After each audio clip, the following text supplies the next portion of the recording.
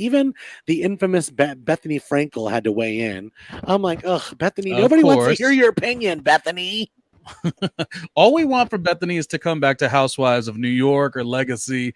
That is it. Bethany, just stop. You're insufferable. You are insufferable. But anyways, let's talk about the Real Housewives of Ultimate Girls Trip, my Thailand. Season Because what 3. yeah, season 3. What I like about this is that it's like a whole um like a mixture. It's like let's freshen it up. We have to make an honest opinion that this is not the strongest cast, Lian. This cast Oh, is it is it's not the the strongest cast. I wish we could no. have added a couple more girls and swapped out a couple people. We don't need Leah McSweeney. She does things so thirsty, but they're yet effective, which I don't really like about the landscape of digital media these days. But Leah will always do that. She's But insufferable.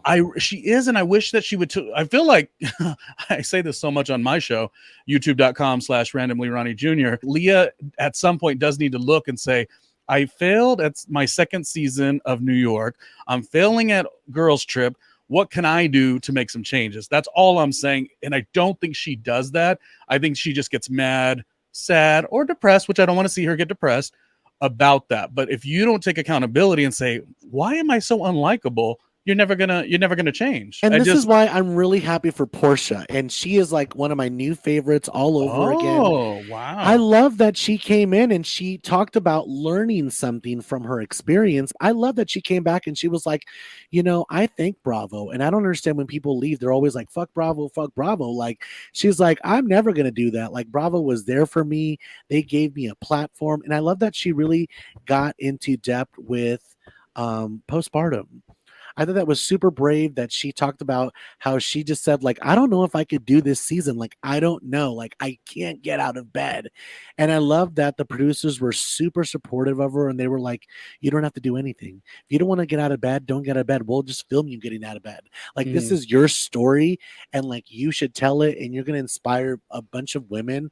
And she probably did. But I'm going to say, I do think Portia, it was in her best bet to like take some time. Of course. Look at Lisa Rinna. We're like, we need a fucking break from Lisa Rinna. We said it about Tamara at one point. Now we're begging for Tamara back. And it's like, you guys, there's no like, we shouldn't look down upon that. Like sometimes you need a fucking timeout. And so people are always like, oh, this is the same people that are always saying, get rid of this one are the same ones that are like, we need Tamara back. No, that's not it. We're saying you need a break, and there's nothing wrong with that. When a toddler acts up, what do? You put him in the corner with the timeout. It's the same thing. So, and we're definitely not wishy-washy. We're saying, you know what? I'm ready for you to come back. I'd like to see you. I'd like to see you come back. Have you learned anything? And if you haven't, well, then skedaddle.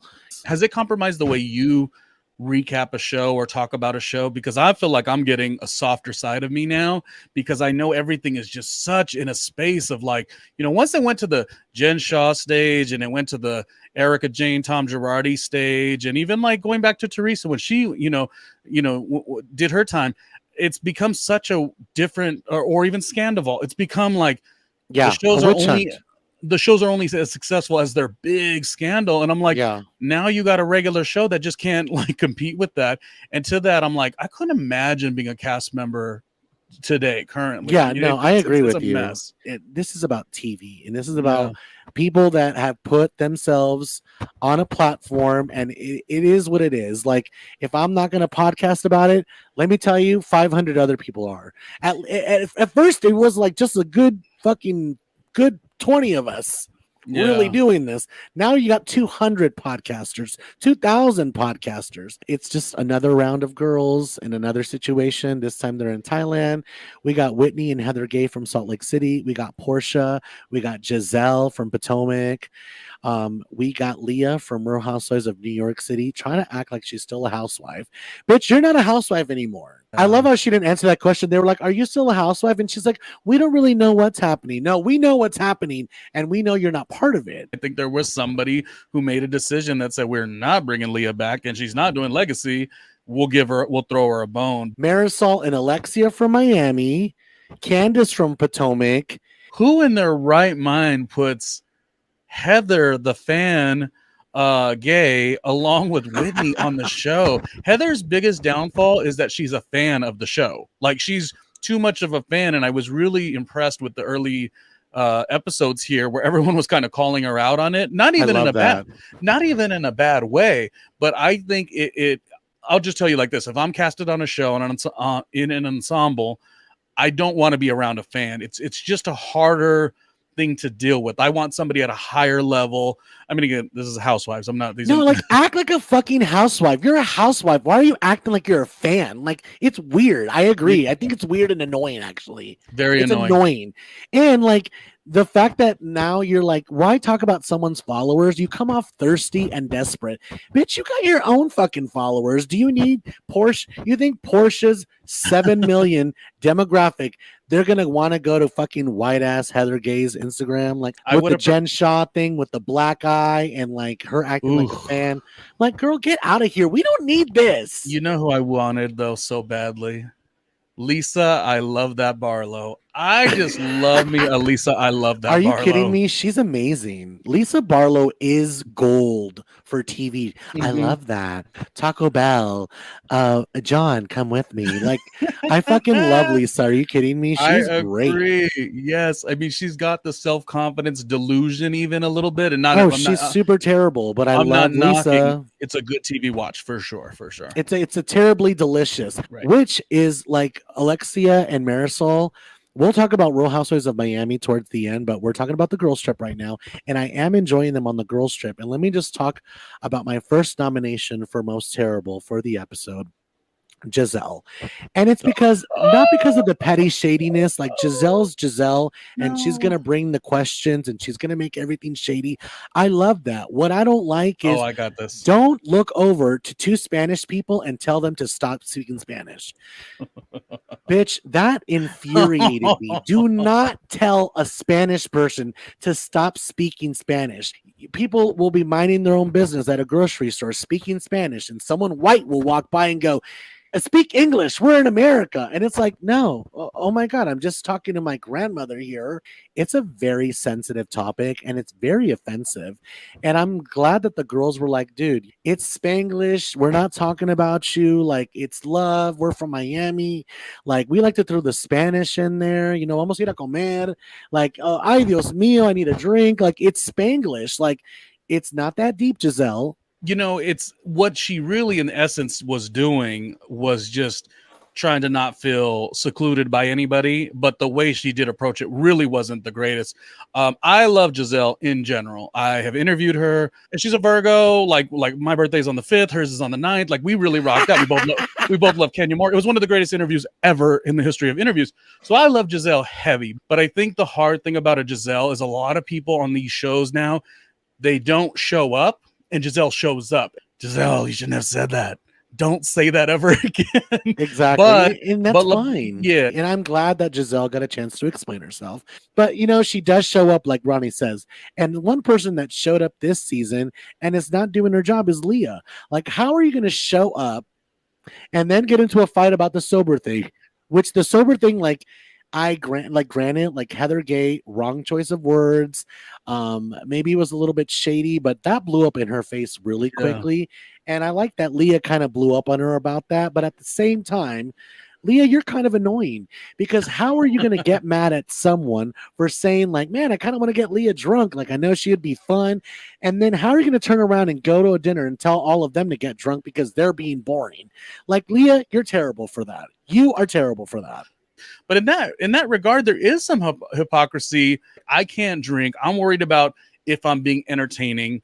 I was when I was drunk, but I'm not anymore. So rather than just feeling that, which if she would have conveyed that emotion, like I don't feel good enough, I don't feel valid enough, the fan base would have ate that up. Am I enough? That storyline would have went far. But then you turn right around and say, but you bitches aren't entertaining me. Oh no. And then she piggybacked it. I don't know if it was the same episode, but with the production didn't let me go see my family. It was rough. I mean, who says that? Who it goes back to Portia saying like, I don't understand why people are always like fuck Bravo when they leave. Like, this is why bite the hand that feeds you. Why would you tell everyone that production wouldn't let you leave or they didn't encourage you to leave? Like, Leah, get out of here. Like, leave. Go see your grandmother. No one is holding the doors shut. It is a free country. I don't like that she did that. But you can't stand on the basis of they didn't let me. This is your life. You can sacrifice some TV moments. You control that and go do what you need to do protocol wise to go see your grandmother, be in that moment, and then come back fresher and better than ever. Leah has so much potential. It's very sad that we do have to judge her this way, because the potential that this woman has, downtown New York chick, like I love New York more than anything. I'm going to give one critique because I don't want to go too heavy on being negative towards this person, but I feel like Candy Pants is giving us one note. How many times are you going to recycle the not today, Nick, not today, Satan, not today, whatever, kneecaps? Yeah, I'm kind of over that. I never got how the neck was funny. Like, okay, neck. Like, what, does she have a big neck? Is it a small neck? Can you not see her neck? I don't get why that's so funny. The gays are loving it. They're like, yeah, neck. And I'm like, no. And then not today, Satan. That's from Bianca Del. Yeah, that's from Drag Race. Bianca Del Rio. That's not a Housewives thing. Thank you. But I'm really trying to get there with Candace. But she always does this to herself. She's in that same category as people that just cannot help themselves. Like Leah, like Brandy Glanville. Like, we give you the opportunity. You always end up shooting yourself in the foot. Well, it's no wonder. It's a no wonder that Candace and Leah are the friends in the show. Like it naturally, like, when you look at a Portia superstar, I've never liked Portia, mostly on the basis because I'm such a Kenya fan, but I do love what Portia and Giselle have bonded in terms of their, when they used to do the chat. Because they're both stars. They're like, we're on TV. Let's milk this shit. You know what I mean? We're both stars. We're not as sensitive as a lot of the other cast members, and they would do the chat room together, and I feel there's something there. But I mean, Candace has got to look up and say, I'm rocking with Leah. Like, that should tell you everything. You don't worry about drive back. Make a left turn, honey. Yes. Well, Candace knows how to hold a grudge, and that's what she's doing now because, bringing the names. Oh, she need a man. Like, oh, she took a man to Portia. Clearly, you're mad that Portia was talking about you. And that's why you're bringing all that mess in here. Like Portia said, it's giving very much pressed, but I really feel like she could have came in and just gave us like a whole new fresh take, like a whole new fresh Candace, but it's just the beginning with these ladies. So we're literally just at the peak of the iceberg. We still don't even know what Alexia and Marisol are really going to be contributing to this trip, I do agree with Leah when she was like, I've heard this thing with Alexia, and it is almost like she has a script for her past life. I do want to wrap up Real Housewives of Miami while I have Ronnie with me, and I want to start with Marisol. Spaghetti-o.